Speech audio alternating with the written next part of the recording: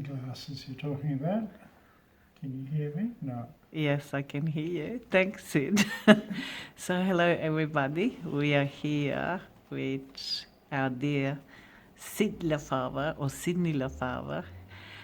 So, hello Syd, and can you please tell us something about yourself and how did you come involved with Gallery One, and as we said, one story from your life that you think is funny or good or something like that. There you go, Syd. Come on. Do you want me to start? All right. I do. You know, I come from the back streets of Singapore, and after I gave up teaching, I decided to join an art group, and this was the closest art group. Anyway, I thought after years of telling kids what to do, I decided to do it myself and join an art group and practice what I was preaching. When was that? I gave up in 2008. Oh, hang on. I gave up in 2006. Mm-hmm. And I had a couple of years of trying to find an art group, and this was the closest art group to Blackwood. Mm-hmm. So I started coming here, and I've been here ever since. And we love having you here, you know that, don't yeah, you? of course.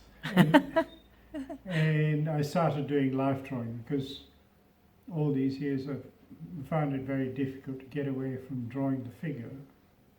So I came here and I started, oh, here comes the boss.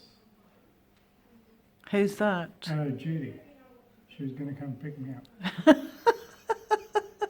Yeah, I know. We all know Judy, so Yeah. don't even try. What Yeah. about One story. Oh, something that's interesting? what stories have I got? I don't know. I have lots of stories and they're all true.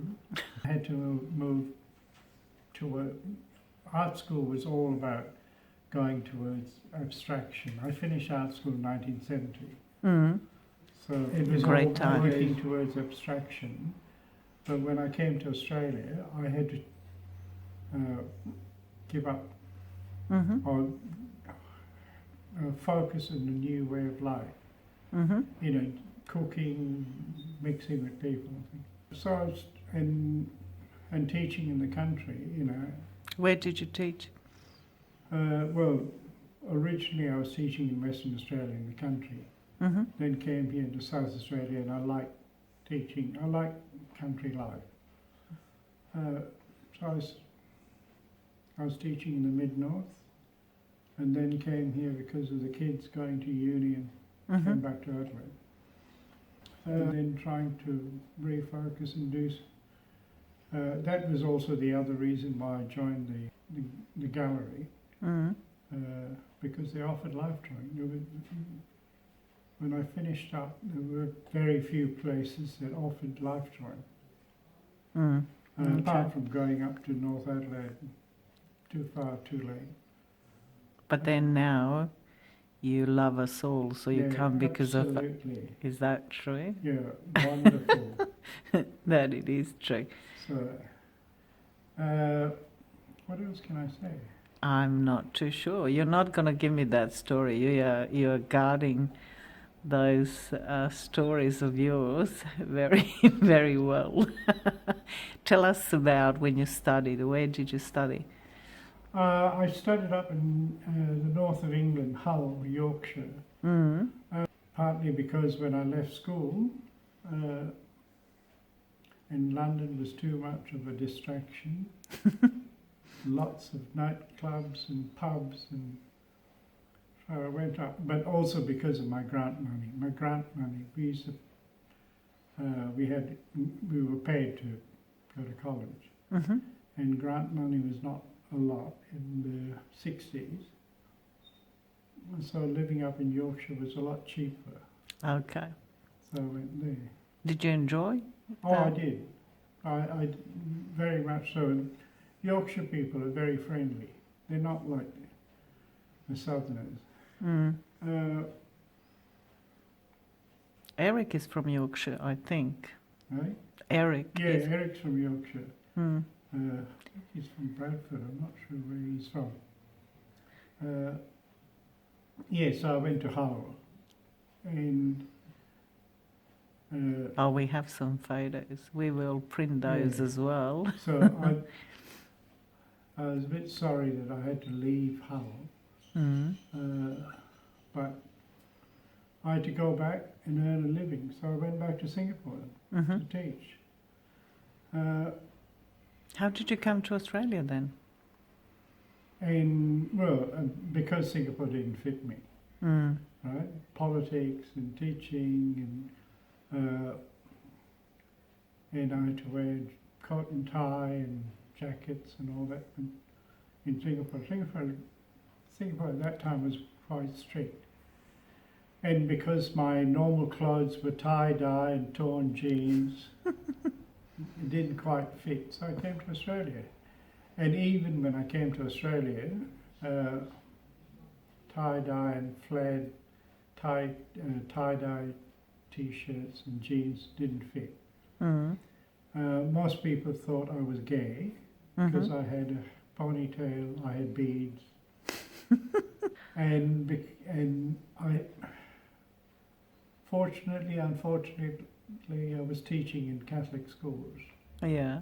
So it didn't quite fit the image. Anyway, eventually they sort of accepted me. Didn't worry too much about it. Yeah, so Well, you fit here perfectly.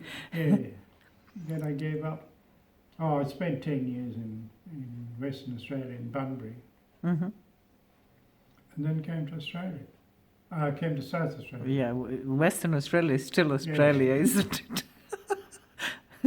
So I came to South Australia to, well, those days it was a nice way of travelling around Australia. You could teach in one spot and move, spend it. And that's where you met the boss, right? Yeah, and that's where I met, and it's been downhill ever since. You're so lucky to have Jude, actually. You know that, don't So you? we came to the city, and we've stayed here. Now we've got kids and grandkids and what have you. And she lets me. She built me a shed, so I can do all my rubbish in the shed. So I come here. And what else can I say? No, nothing. We just want to hear everything you decide. Yeah, unfortunately, you have to put up with a lot of rubbish when you come here. Is that so? With all the people that draw with you. Most of them make fun of my drawings, so I said most of them. Oh, they're here at the back. That's a Sala exhibition, and you can see Syd's drawings at the back, and they're actually really good. Yeah. And they are available at For the Syd. gallery. Yes, let's do some promo. Yeah, and I need the money. What do you need money for? I need the money to buy some art materials. I think. I knew it. Yeah.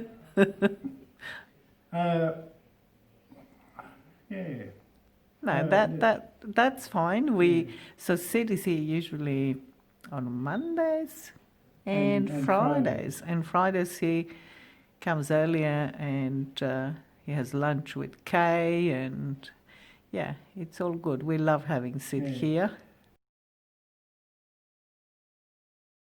And when I do come on Fridays, I can share recipes with the bunny. What? Bunny? No, hang on. What are they? They Not bunny makers. They are teddy bear makers. teddy bear makers. I can share recipes and things like that. You do, don't you? Yeah. So. And Syd always also participates in all our exhibitions, so he exhibits as well. Yeah. At the gallery. They put me behind a bar so I can serve people wine. They can go home quite merry.